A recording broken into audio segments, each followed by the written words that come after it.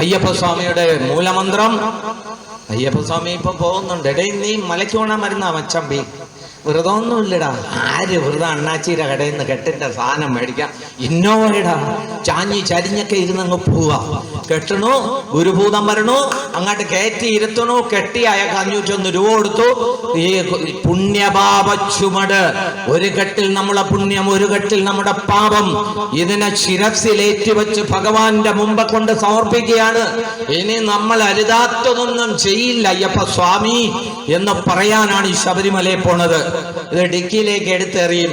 മൊബൈലിൽ കളിക്കണം. നല്ല പാട്ടോടെ റഹ്മാൻ അല്ല ആ പാട്ട് ട്യൂൺ ചെയ്തതെന്ന് ഗോപാൽ ശർമ്മ പറഞ്ഞിരിക്കുന്നു. നീ കേട്ടാ? അയ്യപ്പ സ്വാമിയുടെ അടുത്ത് പോവുകയാണ്. കെട്ടി തലയിൽ വച്ച്, ഡിക്കിയിലൊന്നുമല്ല, ശിരസിൽ വച്ചില്ലെങ്കിൽ തോളിലെങ്കിലും വയ്ക്കണം. അവിടെ ചെന്ന് പമ്പയിൽ ഇറങ്ങി കുളിച്ച് വീണ്ടും ശുദ്ധി വരുത്തി നാളികേരം അടിക്കേണ്ടിടത്ത് അടിച്ച് ശരംകുത്തിയിൽ ശരവും എറിഞ്ഞ് അവിടെ ചെല്ലുമ്പോൾ ജപിക്കേണ്ട മന്ത്രമേത്? ആർക്കെങ്കിലും പറയാമോ? ഞാൻ പറഞ്ഞത് കേട്ടോണ്ട് അടിക്കുകയാണ്. പോട്ട് സാരമില്ല. ഓം ക്രൂം നമ പരായ ഗോത്രേ നമ. തെറ്റിപ്പോലെ ഓം ക്രൂം നമ മേഘം എന്നുള്ള ഖ. ഓം ക്രൂം നമ പരായ ഗോത്രേ നമ. ഓം ക്രൂം നമ പരായ ഗോത്രേ നമ. ഈ മന്ത്രം ചൊല്ലിയിട്ട് 18 പടി ചവിട്ടിക്കയറാവൂ. ആദ്യത്തെ 5 പടി വെറുതെ ഉണ്ടാക്കി വെച്ചിരിക്കുകയല്ല. ആദ്യത്തെ 5 പടി പഞ്ചേന്ദ്രിയം, അടുത്ത 8 പടി അഷ്ടമോഹം. 5 പഞ്ചേന്ദ്രിയങ്ങൾ ചവിട്ടി കയറുമ്പോൾ നമ്മളൊന്ന് ശുദ്ധീകരിച്ചു. അഷ്ടമോഹങ്ങൾ ഒഴിവാകുമ്പോൾ നമ്മളെ മനസ്സ് പ്രകാശമായി. അടുത്ത 3 പടി ത്രിഗുണം. ഒരു തരത്തിലുള്ള സ്വാധീനവും മായയും നമ്മളെ സ്വാധീനിക്കില്ല. 17ാമത്തെ പടി പൂർണ്ണമാകാത്ത ജ്ഞാനം. 18ാമത്തെ പടി പൂർണ്ണമായ ജ്ഞാനം. ജ്ഞാനം പൂർണ്ണമാകുമ്പോൾ നമ്മൾ അവിടെ നോക്കുമ്പോൾ ഒരു സാധനം എഴുതി വെച്ചിട്ടുണ്ട്. തത്വമസി, ഞാൻ തന്നെടാ നീ.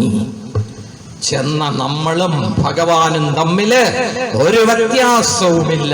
യഥാർത്ഥ ഭക്തനും ഭഗവാനും തമ്മിൽ ഒരു വ്യത്യാസമില്ല. അവിടെ ജയചന്ദ്രൻ എന്നില്ല, സുനിൽ എന്നില്ല, മാധവൻ എന്നില്ല, ബാബു എന്നില്ല. അയ്യപ്പന്റെ മുമ്പിൽ 18 പടി 41 വ്രതശുദ്ധിയോടുകൂടി. എന്തിനാ ഉറങ്ങണേ?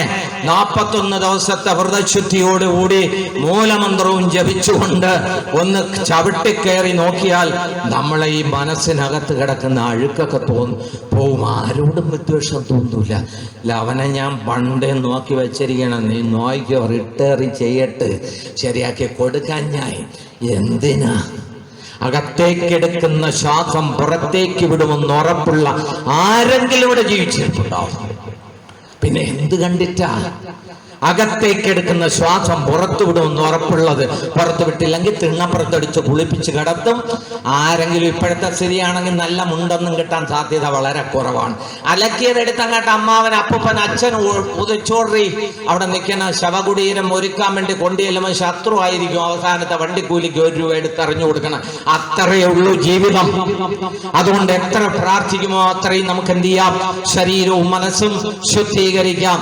അതുകൊണ്ട് തത്വമസി, ഞാനും ഭഗവാനും നമ്മൾ രണ്ടും രണ്ടല്ല എന്ന് ഓം ക്രൂം നമ പരായ ഗോത്രേ നമ എന്ന് ചൊല്ലിക്കൊണ്ട് കയറണം. പിന്നെ ഏതമ്പലത്തിലും ശാസ്താവിന്റെ അമ്പലത്തിൽ കയറുമ്പോൾ ഓം ശനീശ്വരായ നമ, ഓം സൂര്യപുത്രായ നമ. ഇനി ഞാൻ പറയുന്നത് ജാതകത്തിൽ ലഗ്നാധിപൻ ശനി, 12 ശനി, അറിയാമല്ലോ, 8 ശനി, ഇതൊക്കെ നിൽക്കുന്നവരോട് കുറച്ചൊന്ന് പാട്ടുപാടും. അവർ ചൊല്ലേണ്ടതാണ് നീലാഞ്ജന സമാനാഭം രവിപുത്രമേമാഗ്രജം ഛായാമാർത്താണ്ഡ സംഭൂതം ത്വം നമാമി ശനൈശ്വരം. നീലാഞ്ജന സമാനാഭം രവിപുത്രമേമാഗ്രജം ഛായാമാർത്താണ്ഡ സംഭൂതം ത്വം നമാമി ശനൈശ്വരം. ഓം ശനീശ്വരായ നമ, ഓം സൂര്യപുത്രായ നമ, ഓം ഭൂതനാഥ സദാനന്ദം സർവഭൂതദയാപര രക്ഷ രക്ഷ മഹാബാഹോ ശാഖേതുഭ്യം നമോ നമ. നിന്റെ ആ മഹാബാഹുയെ പ്രപഞ്ചത്തിന് മുഴുവൻ ചേർത്ത് പിടിക്കാൻ കഴിയുന്ന ആ വലിയ കൈകൾ കൊണ്ട് നീ എന്നെയും കൂടെ ചേർത്ത് പിടിച്ച് രക്ഷിക്കണേ. ഇതാണ് അവിടെ പറയുന്നത് അയ്യപ്പസ്വാമി ക്ഷേത്രത്തിൽ. ഒറ്റ കാര്യം അത് ഓർക്കുക, ബാക്കി മറക്കാനല്ല. ഓം ക്രൂം നമ പരായ ഗോത്രേ നമ, അയ്യപ്പന്റെ മൂലമന്ത്രം. അടുത്തത് 6ാമത്തത് ശ്രീമുരുകൻ. ഷഷ്ടിവ്രതം ഇത്തവണ എടുത്ത എത്ര പേരുണ്ട്? എടുത്തല്ലോ? എടുത്തില്ലേ? ഇയാൾ തന്നെ ഇല്ല. എടുത്തില്ലേ? എടുത്ത് മൂലമന്ത്രം ഞാൻ ഓം വജത് ഭുവേ നമ. മറക്കല്ലേ, അമ്മമാര് സഹോദരിമാരൊക്കെ ഏറ്റവും കൂടുതൽ ആശ്രയിക്കുന്നത് വിവാഹം, സന്താനം, സൗഭാഗ്യം, സന്താന ദുരിതം, ഇതൊക്കെ ഉണ്ടാകുമ്പോഴേ ഏറ്റവും കൂടുതൽ അഭയം തേടുന്നത് ആരുടെ മുമ്പിലാ? മുരുകന്റെ. അതുകൊണ്ടാണ് ഷഷ്ഠിവ്രതം. ഷഷ്ഠിവ്രതം എന്താ? താരകാസുരനെ അദ്ദേഹത്തിന്റെ മായിക വലയത്തിൽ പെട്ടുപോയി. ആര്? ശ്രീ മുരുകൻ. തന്റെ പുത്രനെ കാണുന്നില്ല. ആര് വ്രതമെടുത്തു? 108 വ്രതമെടുത്തു, ഷഷ്ഠി വ്രതമെടുത്തു. ആര്? പാർവതി. അത് കഴിഞ്ഞപ്പോഴാര്? അസുരനെ ശ്രീ മുരുകൻ കൊന്നു. അദ്ദേഹത്തിന്റെ മായ മാറി തിരിച്ചു വന്നു. അന്ന് തൊട്ടാണ് സ്ത്രീകൾക്ക് തന്റെ പുത്രന്മാര്. വൈകിട്ട് അവൻ നല്ല ചെറുക്കനായിരുന്നടി. ഇപ്പം വൈകിട്ട് ഒരു ബൈക്ക് മേടിച്ചോണ്ട് കൊടുത്ത്, ഇല്ല ലാറിയുടെ ബൈക്കാണടി അവൻ്റെ ടയർ, ബൈക്കിൻ്റെ ടയർ. അതും അവൻ എടുത്തോണ്ട് വന്നിട്ട് വൈകിട്ട് വന്നിറങ്ങി അവിടെ വച്ച് കാലൊക്കെ ഇങ്ങനെ ആക്കിക്കൊണ്ട് പോണം. എന്തരാണോ എന്തോ, എന്തിനാ മേടിച്ചു കൊടുത്തേ? എത്ര പിള്ളേരാ അവനവൻ്റെ വീട്ടിൽ 7 മണിക്ക് ശേഷം വരുന്നേ, അല്ല മുമ്പ് വരുന്നേ? എത്ര പേർക്ക് പറയാൻ പറ്റും നീ കൃത്യമായി എൻ്റെ വീട്ടിൽ വരണം എന്ന്? എത്ര പിതാക്കന്മാർക്ക് പറയാൻ പറ്റും? മര്യാദയ്ക്ക് വരുന്നവരിപ്പോഴും ഉണ്ട്, സംശയമൊന്നുമില്ല. പക്ഷെ എവിടെ ഇരിക്കും? കലങ്കിലിരിക്കും. വൃത്തികെട്ട സാധനങ്ങളൊക്കെ ചുണ്ണാമ്പ് തേച്ച് കണ്ട് തലയ്ക്ക് വല്ലാത്ത കറുപ്പ് വിരിട്ട് വല്ലാത്തൊരവസ്ഥയിൽ ഇരിക്കും. അങ്ങനെയൊക്കെ ഇരിക്കുമ്പോഴാണ് സന്താന സുഖത്തിന് വേണ്ടി, അവരുടെ ബുദ്ധിമുട്ട് വരുത്താൻ വേണ്ടി എൻ്റെ മുരുക ചെന്ന് മുരുകന്റെ മുമ്പ് ചെന്ന് നിന്നിട്ട് ഓം വജദ്ഭുവേ നമ. മറന്നുവല്ലേ? ഓം വജദ്ഭുവേ വാ ച താ എഴുതി ചന്ദ്രക്കല ഭുവേ നമ. ഓം വജദ്ഭുവേ നമ. ഏതൊരു മനുഷ്യനും ചിത്തരോഗം, മനസ്സിന് താളം തെറ്റിപ്പോകുന്നത്, ശിരസ് തലച്ചോറിന് രോഗം, കാർഡിയാക് പ്രശ്നം, ഇതൊക്കെ ഉണ്ടെങ്കിൽ മുരുകന്റെ ക്ഷേത്രത്തിൽ ചെന്ന് ഭസ്മാഭിഷേകം, പാലഭിഷേകം, കരിക്കിന്നീരഭിഷേകം, ഇത് 3 ചെയ്താൽ മതി. സംശയം ഉണ്ടെങ്കിൽ ചെയ്തു നോക്കൂ. ഭസ്മാഭിഷേകം, പാലഭിഷേകം, കരിക്കിന്നീരഭിഷേകം, ഇതൊക്കെ ചെയ്താൽ മതി. എവിടെ ചെന്നാല് ശ്രീ മുരുകന്റെ അമ്പലത്തിൽ ചെന്ന് ഇതൊന്ന് ചെയ്തു നോക്കുമ്പോൾ അവനുണ്ടാകുന്ന ഗുണം നമുക്ക് മനസ്സിലാവും.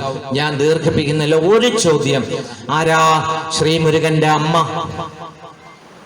അച്ഛൻ ശിവൻ തന്നെയാണ്, ഒരു സംശയമല്ല.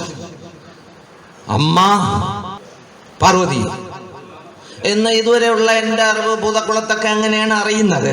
പാർവതി എന്ന് തന്നെയാണ് ഭൂതക്കുളം, കാപ്പില്, ഇടവ, വർക്കലേക്ക് അറിയുന്നത്.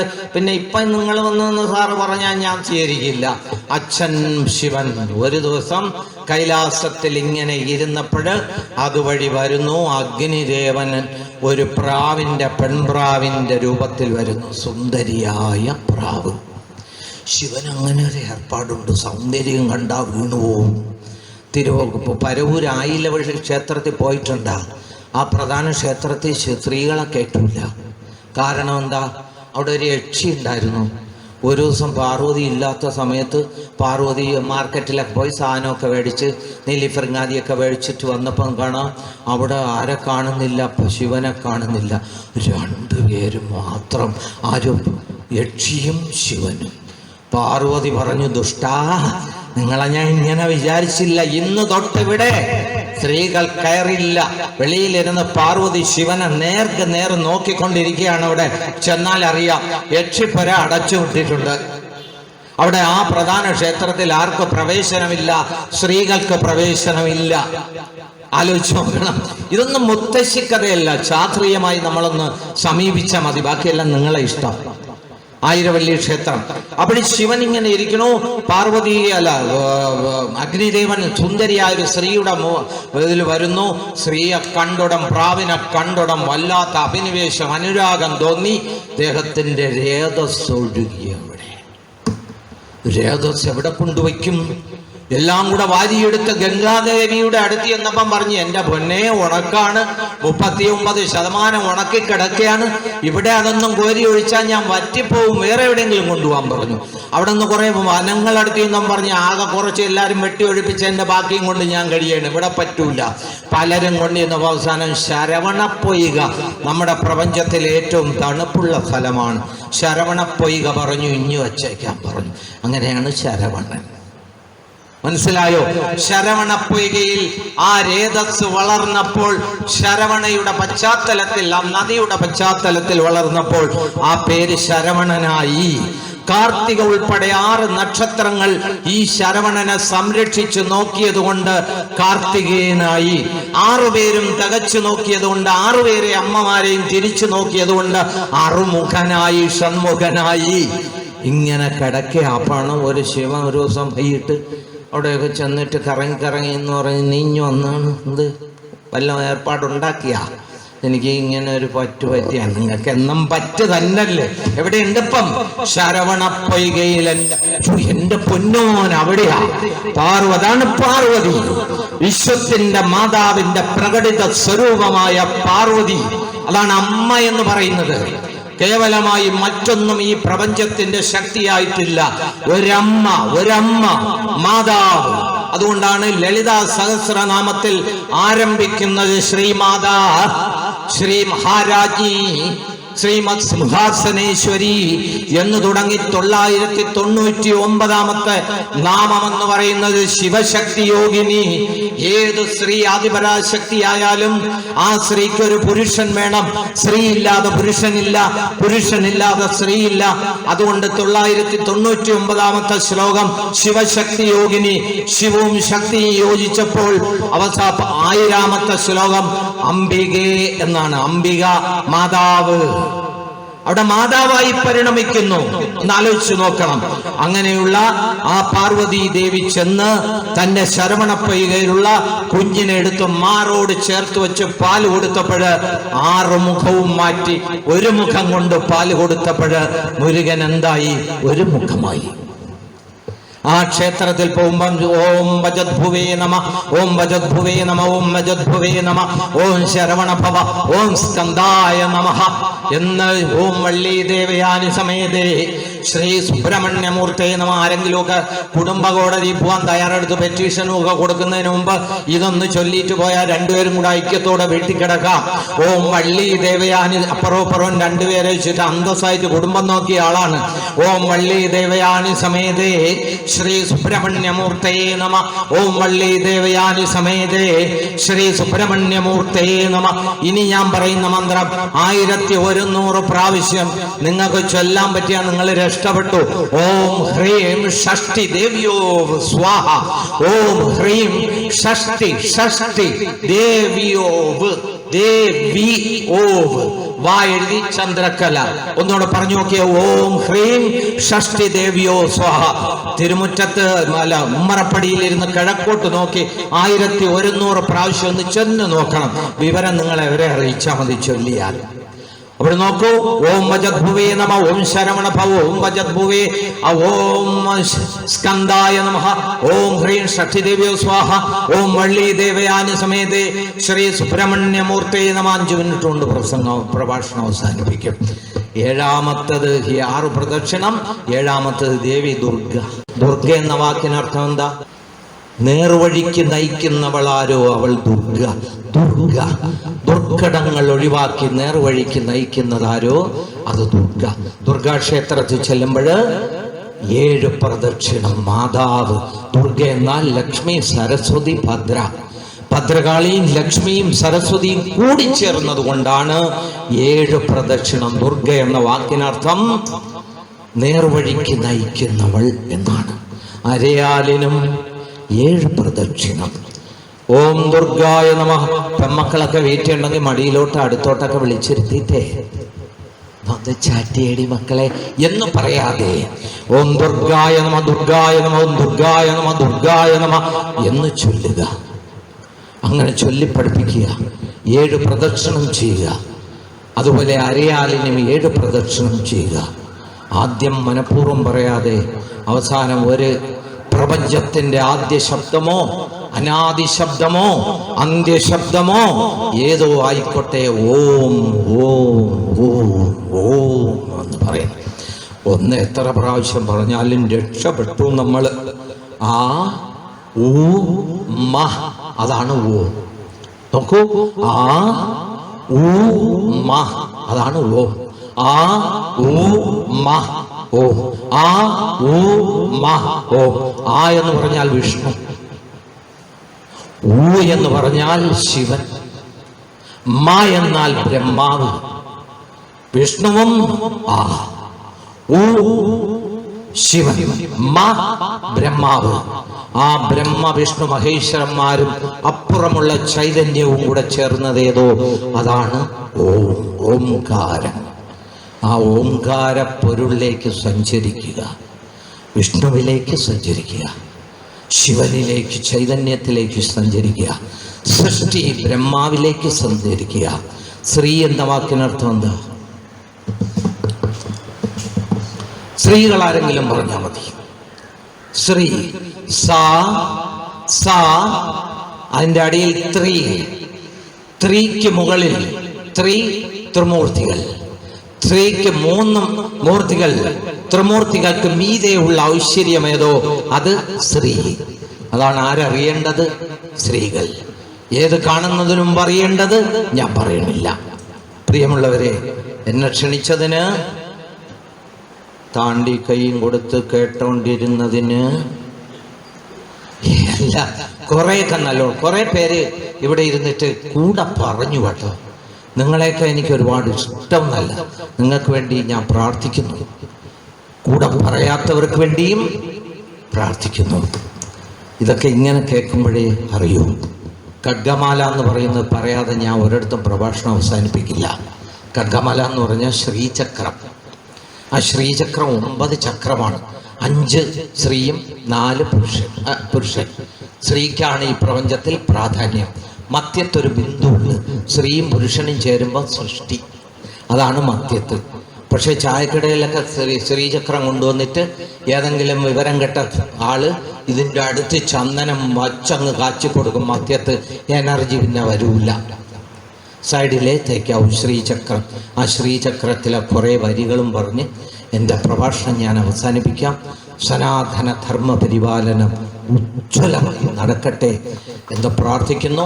എല്ലാവരും കൈയൊക്കെ ഇങ്ങനെ ഒന്ന് വച്ചിട്ട് നമ്മൾ അമ്പലത്തിൽ ചെന്ന് നിൽക്കുമ്പോൾ, പ്രസാദം വാങ്ങാൻ നിൽക്കുമ്പോൾ, തൊഴുവാൻ നിൽക്കുമ്പോൾ നാം പകുതി വിരിഞ്ഞ താമര പോലെ കൈവയ്ക്കണം. അത് നെഞ്ചിനകത്തൊരു താമര ഇരിപ്പുണ്ട്, ഇങ്ങനെ വയ്ക്കണം കേട്ടോ. ഈ കഴുത്തിന് മുകളിൽ കൈവയ്ക്കല്ലേ, ഞാൻ എല്ലായിടത്തും പറയും. കഴുത്തിന് മുകളിൽ കൈവച്ചാൽ പിതൃക്കളെ വണങ്ങുന്നതിന് തുല്യമാണ്. ബലിയിടാൻ പോകുമ്പോഴാണ് അത് ചെയ്യുന്നത്. ദാ ഇവിടെ കേട്ടോ, ഈ താമരയുടെ ഇവിടെ വച്ചിട്ട് ദാ ഇങ്ങനെ വയ്ക്കണം. കൊരുത്തു പിടിക്കരുത്. അപ്പം അകത്തൊരു ഏടാവൂടം ഇരിപ്പുള്ളത് കൊണ്ട് അതിനെ എവിടെയെങ്കിലും എറിഞ്ഞിട്ടൊന്ന് പോകണം. അതില്ലെങ്കിൽ അതാ ഇങ്ങനെ കൊരുത്തു പിടിക്കുക. കാല് ദാ ഇങ്ങനെ വയ്ക്കുക. ഒരു പാദം മറ്റേ പാദത്തിൻ്റെ മുകളിൽ വയ്ക്കരുത്. കാല് മുൻപും വെമ്പിലും കാല് വയ്ക്കരുത്. ഇങ്ങനെ പിടിച്ചിട്ട് തൊഴണം. ആ തൊഴാൻ നിൽക്കുമ്പോൾ നമുക്ക് തൊഴുത് കഴിയുമ്പോൾ നമുക്ക് 3 സാധനം കിട്ടും. തീർത്ഥം, ചന്ദനം, പൂവ്. തീർത്ഥവും ചന്ദനവും പൂവും ഭഗവാന്റെ ശരീരം, ദേവിയുടെ ശരീരം എച്ചിലാക്കാതെ കുടിച്ച് പതപ്പിൽ. ഇവിടെ നിന്നാണ് അവസാനം ജീവൻ. ചന്ദനം നെറ്റിയിൽ ചാർത്തണം, അവിടെ തൂണി പരട്ടരുത്. പൂവ് നല്ല ശബ്ദം കേൾക്കാൻ ചെവിയിൽ വയ്ക്കണം. ചില വാർത്തകളൊക്കെ കേട്ട് നമ്മുടെ ജീവിതം വല്ലാത്തൊരവസ്ഥയിലായിട്ടുണ്ട്. അത് കിട്ടിക്കഴിഞ്ഞാൽ ദക്ഷിണ മുഖത്ത് ഒഴിയരുത്. ഞാൻ പലപ്പോഴും കണ്ടിട്ടുണ്ട്, സ്ത്രീകൾ മുഖത്തൊഴിഞ്ഞാൽ ലക്ഷ്മി ദേവിയെ ഒഴിഞ്ഞ് വഞ്ചിക്കകത്ത് ഇടുന്നു എന്നാണ്. തലയ്ക്കൊഴിയണം. മന്ത്രം ജപിച്ചോളൂ. ഓം ഐം ഹ്രീം ശ്രീം ഐം ക്ലീം സൗഃ.